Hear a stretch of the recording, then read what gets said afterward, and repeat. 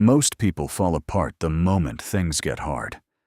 But a rare few, they go quiet. They get cold. And that coldness is not weakness. That coldness is power.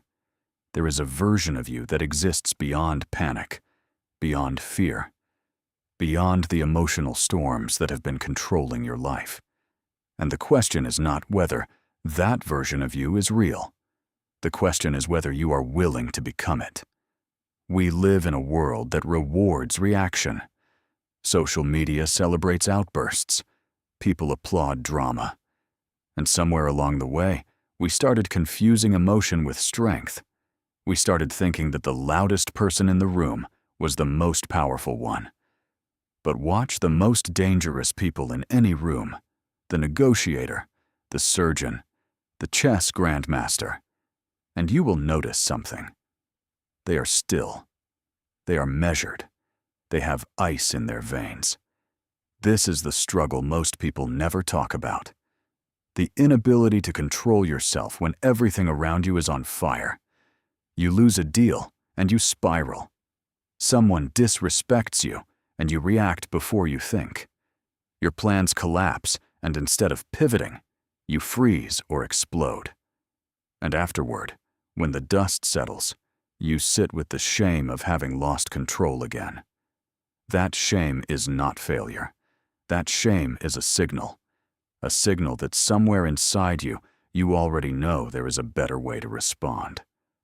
Let me tell you about a man named Shackleton, Ernest Shackleton, the Antarctic explorer who in 1915 watched his ship, the Endurance, get trapped and slowly crushed by pack ice in the frozen south. 27 men. No rescue. No radio contact with the outside world. No guarantee any of them would ever see home again. Most leaders in that moment would have collapsed inward, would have broken, would have shown the men their fear, and in doing so, condemned them all to hopelessness. Shackleton did the opposite. Every morning, he got up before the crew. He made sure morale tasks were done. He played music. He organized games. He kept the men's minds occupied and their spirits intact. Not because he was not afraid. He was terrified. But because he understood something most people never learn. Your team does not need your emotions. They need your leadership. And leadership in a crisis is nothing more than managed calm.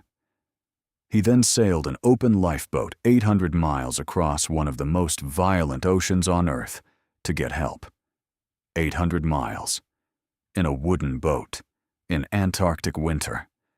And when he finally reached civilization and organized a rescue, every single one of his 27 men was alive.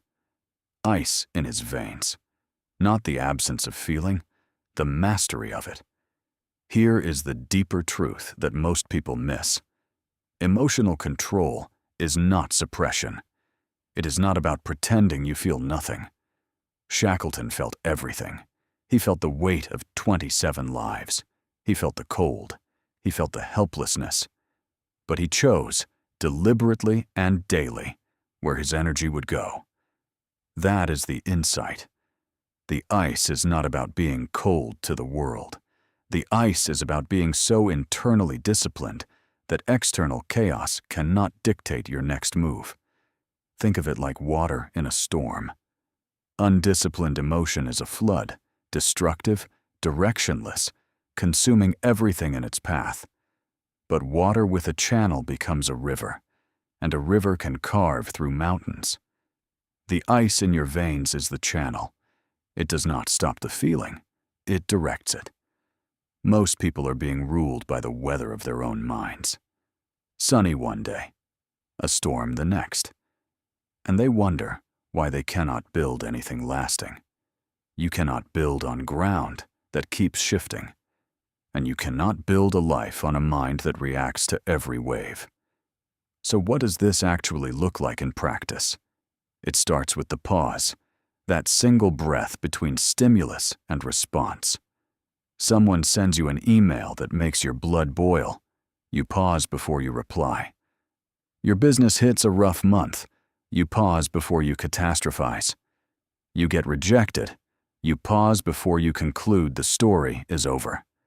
That pause is the first rep.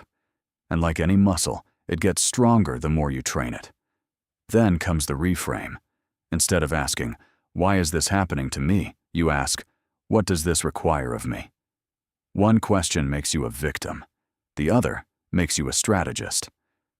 Ice in your veins means you are always, even in pain, looking for the path forward. Then comes the standard. You decide in advance who you will be under pressure. Because pressure does not build character, it reveals it. If you have not decided who you are before the crisis will decide for you. And it rarely picks the version of you that you are proud of. Build the standard now. Write it down. When things fall apart, I will be calm. I will assess. I will move. When I am disrespected, I will respond with precision, not emotion. When I fail, I will sit with it for 1 hour. Then I will get back to work. You are not a leaf in the wind. You are not at the mercy of every circumstance life throws at you. The most powerful thing you can do in a world full of noise, reaction, and chaos is to be the stillness, the eye of the storm. Ice in your veins is not something you are born with. It is something you forge. Every time you choose the pause over the outburst, every time you choose the long game over the emotional release, every time you stay when everything in you wants to run. So the next time life lights the world around you on fire, go quiet, get cold, and move. Because the ones who changed the world were never the loudest in the room. They were the ones who stayed calm long enough to see clearly.